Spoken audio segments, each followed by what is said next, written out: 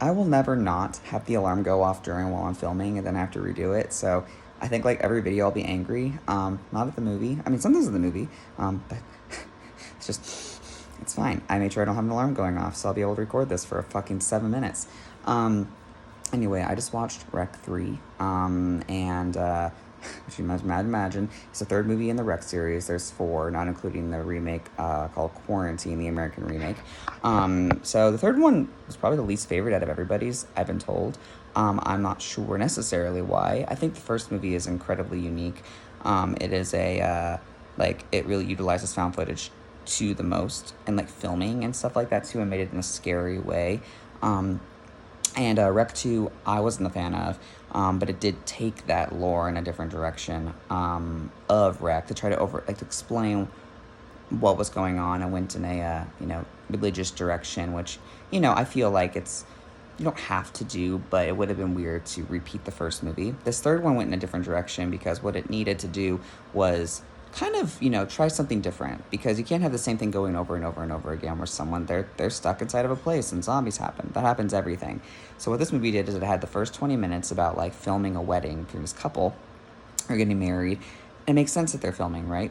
And then when the zombie outbreak happens, or whatever you want to call it, rabies outbreak, religious outbreak, who knows what it is, the guy's filming, and somebody says, "Why are you filming this? Like, we're gonna get attacked." And he says, "Everyone has to know this is happening." And they're like, "No, you don't." So they knock the camera down and break it, and the rest of the movie is just normal, like a normal filmed film. And I thought that was really awesome, because you have to realize that like found footage, although much I love it, it is unrealistic just by default. Like, there's only two found footage films that ever actually felt like made sense that they were being filmed the entire time. The Gallows, which is pushing it, and then Butterfly Kisses, best found footage film ever, made sense, right? That's just reality. So this movie, actually, what I enjoyed about the fact that it wasn't fully recorded shaky cam, is that you can actually see violence. I'm not like a violence person, but like you can actually see the action happening, besides shaking back and forth. At a certain point, the inability to understand what's going on is a bit disorienting and annoying. And so I thought the film would actually restart integrating the found footage component into it as it went along, and it didn't. And to a degree, I actually really like that. You know what I'm saying? Like, it committed to a direction, and I think people didn't like that because REC is known as found footage. And I think the fourth one goes back to that, the roots, because of how much this got panned. But I thought this was really quite decent. I mean, it's your classic, people got split up. They're trying to find each other during like an outbreak sort of scenario. You don't know a lot about the characters, but I do like the concept that they're at a wedding, their entire family is there, and then they watch their entire family just completely get destroyed. It is, and they utilize that later in the movie as well too, which I thought was kind of nice. It does have some recurring things come up, like it'll drop a hint at the beginning of something that may play later into the film, and then it does. I do enjoy that. It pulled no punches when it came to like the type of people it killed as well. And I enjoy films like that. I think foreign films are more likely to do that than American films are a little bit afraid to.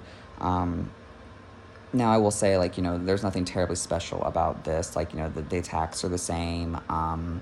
It doesn't really it's not a necessary film by any means. It's more like a self-contained vision of that world. Like, it's like taking Fear the Walking Dead as part of The Walking Dead, or like there's offshoots where it's like there's different stories happening in the same universe, because obviously the outbreak's happening around the world.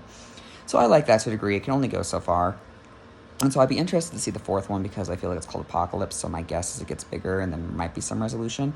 Unfortunately, it's not in America right now. I guess the rights got pulled, which I've never quite fully understood, so I guess I can watch it online, but I don't like watching things on my phone. I have a big TV and I choose to use it. But that's okay. So I'll end up watching that one. I will say, if you haven't seen Quarantine, it's actually really good. I love that actress in there. And then Quarantine 2 is based on a plane, which was actually pretty interesting as well. So, I think the more directions places you put it is good. And I think by default with a wedding, you have a lot of rich character development that can be done. This movie didn't fully utilize it, but you know what? It was sweet. And I think the ending will, be very divisive, and that's okay. I think movies need to do that more often, is where hey, that was kind of a risk. And that isn't to deter people. Honestly, I feel like you should be not being able to expect certain things, especially in a genre that is so saturated. It's not saturated anymore. I think zombie stuff kind of peeled away the last 6 or so years, but but it does hit certain beats. There was some humor to it. I don't know if it was intentional or not. There was a character in a SpongeBob suit, but they called him Sponge John because he can't, because he's like, well, I can't do copyrights, and he's supposed to be entertaining the kids. And so there was some fun stuff like that too, and it wasn't like enough of, I don't like, what's it called? Humor relief, what's it called? Comedy relief? Comedy relief. I don't like comedy relief in serious films more often than not because it does feel just kind of planted there. It's like on purpose, right? Exactly. It can break up the tension. But these ones were pretty short. They were entertaining. And I think it was like spread out enough that it wasn't, too distracting. And of course, like, the acting was fine. I actually thought the acting was pretty good. It's so hard to tell nowadays, especially with zombies. I mean, you just have to rumble around, and it's usually a bunch of extras that they hire, which is totally fine. So I thought that was fine. It was better than REC 2, I would say. REC 2 was more just kind of like a rehash of REC 1, but with trying to go in a more cosmic direction, where this one, I think, really just tried to hone in on what makes a zombie film effective, for better or for worse. You know what I'm saying? I think it leaned towards more cliche than not, and that's okay. There's nothing wrong with that. So I'll watch the fourth one and see what that's like. I've always liked zombie films, just given the fact that I think there's something so wild about your switch being turned instantly. Like this idea that you can turn on someone that you care about so fast. And I don't mean that in a morbid way, but more in like this kind of like you've just lost all base emotional instinct.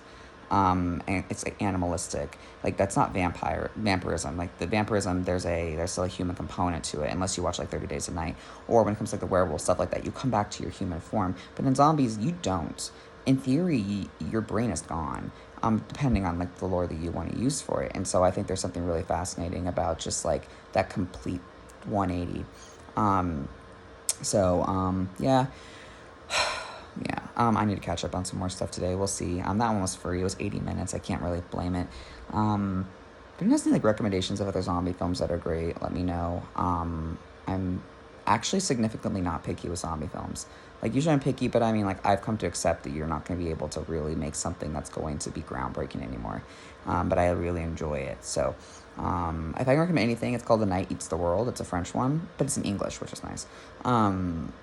I really recommend that one. That one kind of took it in a different direction, so I say go for that one for sure. Meow.